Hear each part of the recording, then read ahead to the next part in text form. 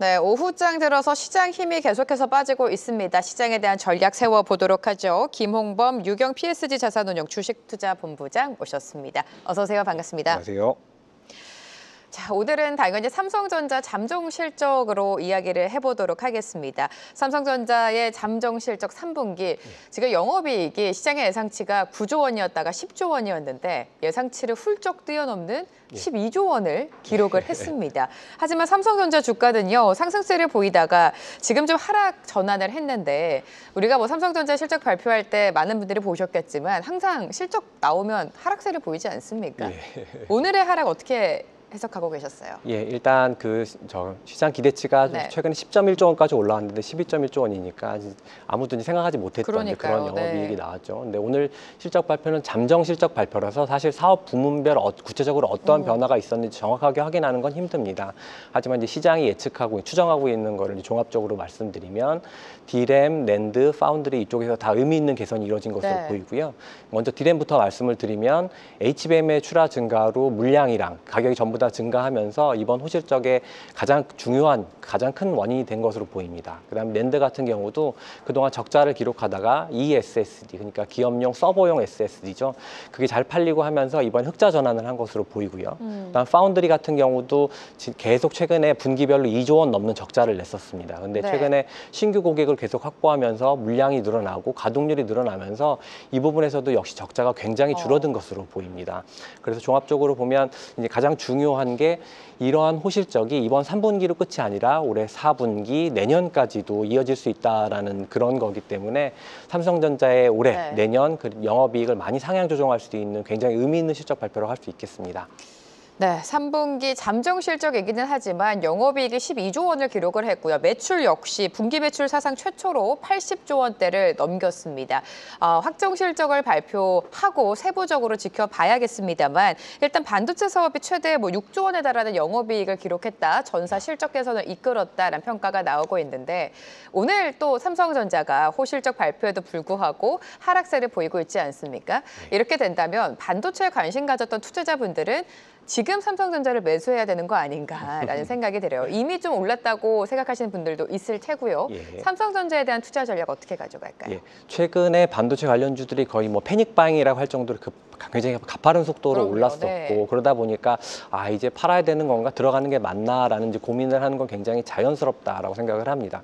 하지만 그럼에도 이제 결론을 내보자고 하면 저는 아직 이제 말에서 뛰어내릴 때는 아니다라고 생각을 합니다. 그렇게 생각하는 이유는 반도체 관련된 수요가 계속 조금씩 상향 조정되는 와중에 공급이 제한적이기 때문이거든요. 사실 이제 반도체 사이클의 가장 마지막을 알리는 시그널이 신규 설비 증설입니다. 근데 그런 상황인데 지금 삼성전자, SK하이닉스, 마이크론 모두 다 신규 증설에 딱히 의욕이 없어요. 기존에 있던 설비를 HBM용으로 이제 전환해서 HBM 많이 생산하고 이런 데 관심이 있지 기존의 레거시 D램이나 낸드를 많이 생산할 생각은 없거든요. 그래서 공급이 타이트한 상황이 생각보다 좀 계속될 것으로 보입니다. 그래서 반도체 사이클이 한번 시작되면 한 1년 정도는 가기 때문에 적어도 한 내년 상반기까지는 계속 홀드하면서 상황을 지켜보시고 더 사시고 이런 거 중요하다고 생각합니다.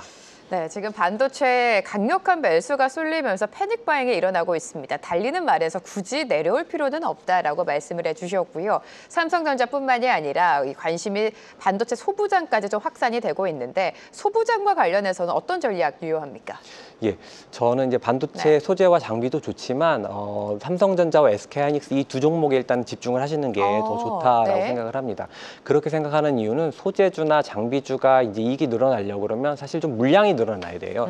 왜냐하면 가격이 늘어나서 마진이 좋아지면 어느 산업이든 고객이 이제 단가 인하를 요청하거든요. 그걸 이제 쉽게 거절할 수 없는 것도 사실이고요. 근데 지금의 반도체 사이클은 물량이 증가하는 게 아니라 공급이 제한적인 데서 나타나는 가격 상승 랠리이기 때문에 가격 상승 사이클이기 때문에 이러한 랠리 이익 증가의 수의 상당 부분 삼성전자랑 SK하이닉스가 가져갈 가능성이 높습니다. 물론 그렇다고 이제 소부장이 안 좋다고 말씀드리는 건 아니고요. 소재 부품 장비도 물론 좋지만 이제 거래량도 낮고 변동성도 있기 때문에 그거보다는 일단 삼성전자랑 SK하이닉스를 충분히 사시고 이쪽에 이제 초점을 맞추시는 것을 저는 추천드립니다. 반도체 소부장도 물론 좋지만 단기 트레이딩 관점으로 일단은 삼성전자랑 하이닉스 반도체 투톱에 집중을 해보자라는 말씀을 해주셨고요. 간밤에 들려온 소식 한번 또 커버를 해보도록 하죠. 최근에 오픈 AI가 굉장히 대형 적극적인 투자를 잇따라서 발표를 하고 있습니다. 이번에는 또 브로드컴과 손을 잡으면서 10기가와트 규모의 AI 칩 공급 계약을 체결을 했죠.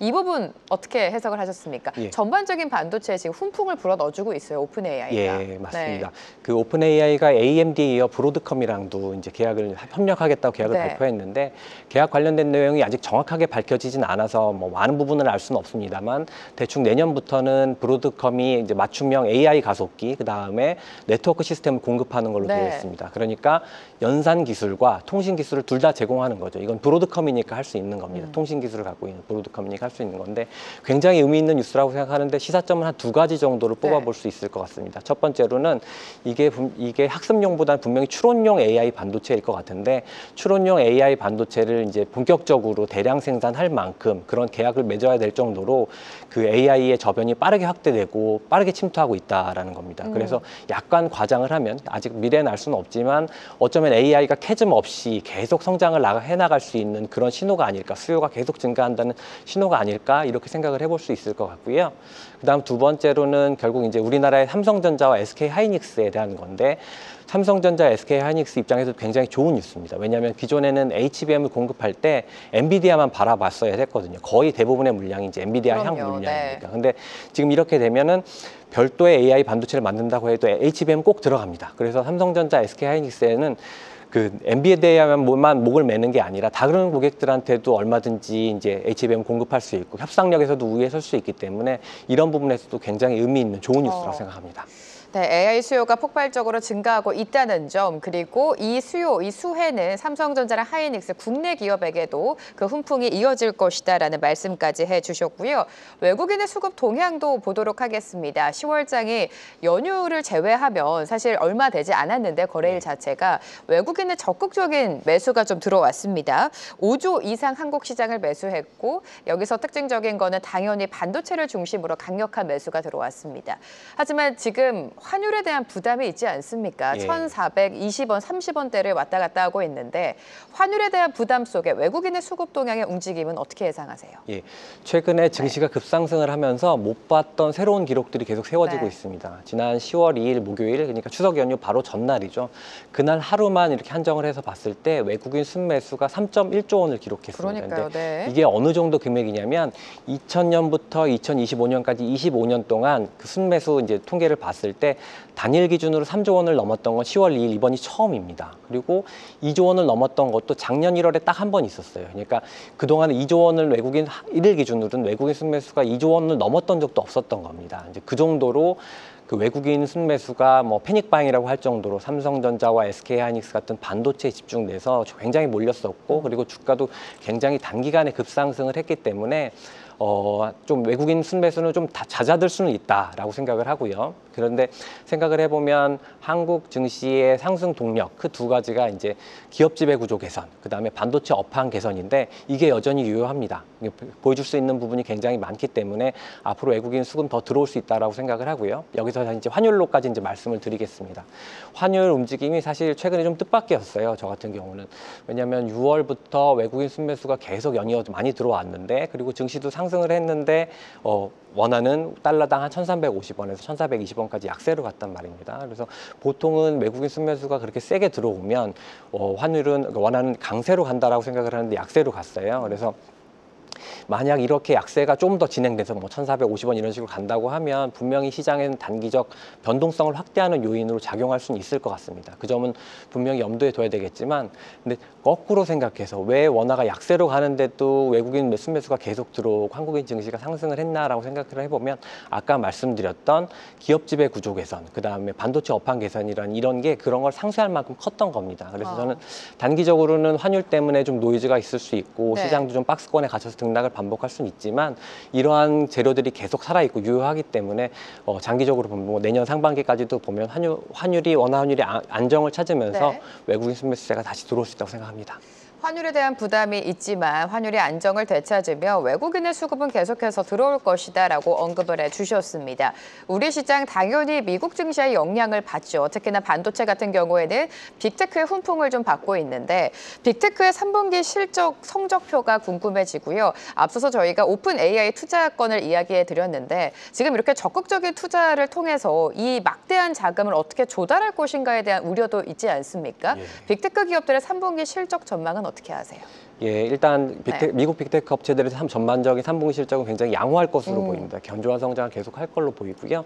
예를 들어 테슬라 같은 경우도 얼마 전에 3분기 전기차 인도량을 발표를 했는데 분기 기준으로는 사상 최대치를 달성했습니다. 네. 근데 그 이유를 살펴보면 9월 말 기준으로 미국의 전기차에 대한 보조금 지급이 종료되기 때문에 이제 막판 매수 수요가 몰리면서 그렇게 기록을 달성했던 건데 그것 때문에 그 일시적이긴 하겠지만 3분기 실적은 굉장히 좋을 것 같습니다. 근데 결국 중요한 것은 4분기 내년까지의 실적이기 때문에 다시 테슬라로 돌아가서 봐도 4분기는 전기차 판매량이 줄어들 텐데 그러면 이익은 어떻게 되는 건가? 그다음에 그 자율주행 자동차의 상용화 속도, 그다음에 옵티머스 같은 로봇이 얼마나 빠르게 발전되고 있는가 이런 부분에 시장 참여자들이 훨씬 더 많은 관심을 기울이게 될 것 같고요.